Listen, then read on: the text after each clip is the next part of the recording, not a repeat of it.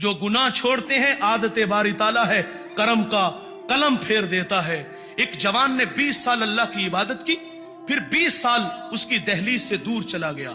40 साल उम्र हुई, आईने के सामने खड़ा हुआ, दाढ़ी में कुछ सफेद बाल नजर आए तो रोने लगा। ये जो दाढ़ियों में सफेद बाल आते हैं मौत की निशानी है। यादाश्त कमजोर होना शुरू हो जाए मौत की निशानी है। ये उठते जनाजे, ये फैली कब्रें, ये बिछे सफे मातम, ये सब मौत की निशानियां हैं।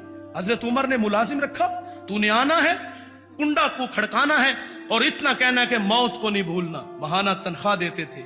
एक दफा आया तो कहा आज के बाद आने की जरूरत नहीं। कहा हजरत क्यों? आपने दाढ़ी में से एक सफेद बाल को अलग किया। फरमाया अब यही चैन नहीं लेने देता। हमने बड़े ऐसे लोग देखे कब्र में टांगे होती हैं, पूरी पूरी दाढ़ी सफेद हो जाती है, लेकिन अमले बात से बाज नहीं आते। वो मियां साहब ने कहा था ना कि हड्डियां खड़कन गोडे कंबन, उड़ गया लक तेरा, हजे भी बदियों बाज ना आया, जियो मर्द लेरा। कब्र में टांगे हैं लेकिन अमले बात से फिर भी बाज नहीं आते। उस जवान ने जब अपनी दाढ़ी में सफेद बाल देखे तो रोने लगा और कहता है कि मालिक 20 साल तेरी नाफरमानियों में गुजरे, गुनाह कर करके अब तो जिंदगी से तंग आ गया हूं। और कहता है मालिक अगर मैं लौट आऊं तो, अगर मैं पलट आऊं तो क्या मेरे लिए कोई गुंजाइश है? जवानों तौबा का दर खुला हुआ है, सूरज अभी मगरिब से तुलू नहीं हुआ, वो आ गया तो आवाज आती है, ओ मेरे बंदे तूने 20 साल मेरी फर्मा बरदारी की, मैंने तेरी इबादत को कबूल किया, फिर 20 साल मेरे हुक्मों को तोड़ा, मेरी राहों से दूर चला गया, मुझे नाराज किया, मैंने तेरा इंतजार किया, तुझे मोहलत दी, आज 40 साल तेरी उम्र हो गई है, अथरू मेरी चौखट पे लाया है। आवाज आती है तेरा रब बड़ा रहीम है, तेरा रब बड़ा करीम है, मैंने तेरे माजी के सारे गुनाह माफ फरमा लिए। जो माफी मांगते हैं उन्हें अल्लाह माफ करता है। अलामा सैदी कहते हैं कि एक शख्स हर साल हज के लिए जाता था। एक दफा किसी नौजवान को साथ जाने का इत्तेफाक हुआ।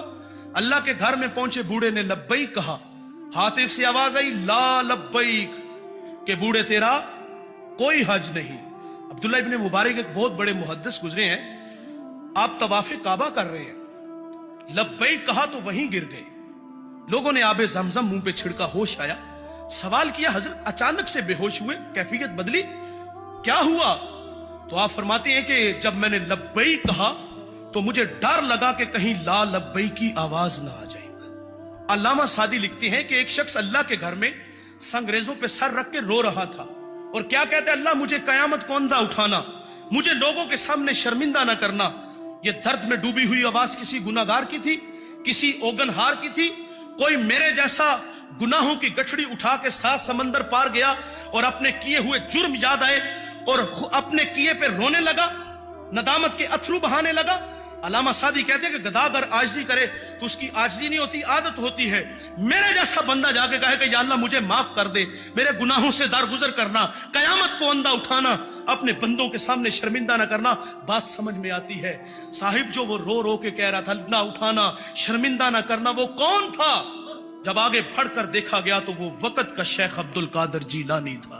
वल्लज़ीना यबीतूना लिरब्बिहिम सुज्जदन व क़यामा, ये वो जवान है जिसकी रातें कभी सजदे में तो कभी कयाम में गुजरती हैं। ये वो जवान है जिसने 40 साल इशा के वजू से फजर की नमाज पढ़ी है। ये वो जवान है जिसने हर शब में 1 मर्तबा कुरान मजीद की तिलावत की है। ये 15 साल का वजीफा है। और साहिब ये उनकी कैफियत है। सवाल है, मुझे बताइएगा, मैं और आप भी हज उम्रा के लिए जाते हैं, क्या हमारी कैफियत ऐसी होती है जैसे हमारे असलाफ की थी? कहीं ला लब्बैक की आवाज ना आ जाए? शेख अब्दुल कादिर जिलानी जैसी कैफियत कि मुझे अंधा उठाना, मुझे शर्मिंदा ना करना, क्या हमारी ऐसी कैफियत होती है? माजरत से कहूंगा नहीं होती। वो बड़े माकूल लोग थे, वो तकवा और इबादत वाले लोग थे। उनकी सोहबत में बैठने वाले लोग वासल बिल्ला होते थे। उनकी सोहबत में बैठने वाले कितने कितने जनाजे उठते थे, लेकिन इसके बावजूद भी वो अल्लाह से डरते थे, रोते थे, कहीं दुदकार ना दिए जाए, कहीं ला लब्बैक की आवाज ना आ जाए। नाराज नहीं होना दोस्तों।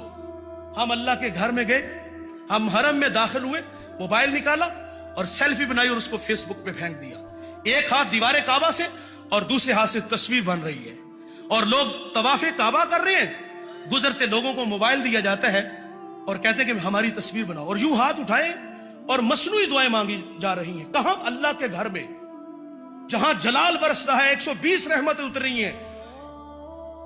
یہ کیسا حج عمرہ ہے؟ ہمیں تو زیادہ ڈرنا چاہیے تھا یار. ہمیں اپنی کرتوتوں کا پتہ ہے، ہمارے اخلاق بھی کھوکھلے ہیں. ہم اپنے کندھوں پہ واقعی گناہ اٹھا کے لے جاتے ہیں. چگلی، غیبت، حسد، کینہ، کیا کیا آگ نہیں لگی. گھر ہم توڑتے ہیں، دل ہم توڑتے ہیں. ہمیں تو زیادہ ڈرنا چاہیے تھا، لیکن ہم نے وہاں تصویریں بنائی اور اس کو فیس بک پہ پھینکا. اور یار کیا حج عمرہ موبائل کے بغیر نہیں ہوتا؟ اس کو ہم رہائش گاہ پہ نہیں چھوڑ کے آ سکتے؟ معذرت سے صاحب، ہم حج عمرہ کے لیے گئے تو وہاں سے لائے کیا؟ کھجور، پانی، بچوں کے لیے کھلونے، بیٹیوں کے لیے ردا، بوڑھوں کے لیے تسبیاں، ٹوپیاں، مسلے. بس یہی لاتے ہیں اور کچھ نہیں لاتے. جس طرح گناہ اٹھا کے یہاں سے لے جاتے ہیں اسی طرح واپس لے آتے ہیں. ہاں، ہمارے نام کے ساتھ حاجی کا اضافہ ضرور ہوتا ہے، لیکن بغل سے چھری نہیں نکلتی. اخلاق اچھے نہیں ہوتے، پیشانیوں میں سجدوں کا نور نہیں آتا، آنکھوں پر حیا کے پہرے نہیں بیٹھتے. بڑے فخر سے بتاتے 50 حج کیے ہیں. کوئی کہتا یار مجھے تو پتہ ہی نہیں کتنے عمرے کر دیے، نظر تو آ نہیں رہے. رویے تو اسی طرح ہے ہمارے. وہ ایک زمانہ تھا، ہم اپنے بچپن میں سنتے تھے، 34 سال میری عمر ہے، ہم اپنے بچپن میں سنتے جس کا بچہ ٹھیک نہیں نہ ہوتا تھا، اخلاق اچھے نہیں ہوتے تھے، آوارہ ہوتا تھا، تو لوگ کہتے اس کو عمرے پہ بھیج دو. یقین جانی جب پلٹتا تھا تو حیا کے پہرے ہوتے تھے. آج کتنے کتنے حج اور عمرے ہم نے کیے ہوئے، اخلاق بہتر نہیں ہوئے. تو یہ ضمناً کچھ باتیں تھی جو میں نے عرض کر دی. اس بوڑھے نے لبیک کہا تو ہاتف سے آواز آتی ہے لا لبیک. بوڑھے تیرا کوئی حج نہیں. ساتھ جو جوان تھا وہ چونک سا گیا. کہا بابا جی آواز نہیں سنی؟ کہا بیٹے یہ آواز 70 سال سے سن رہا ہوں. کلیجہ پھٹنے لگا، رو کے کہا بیٹے بتا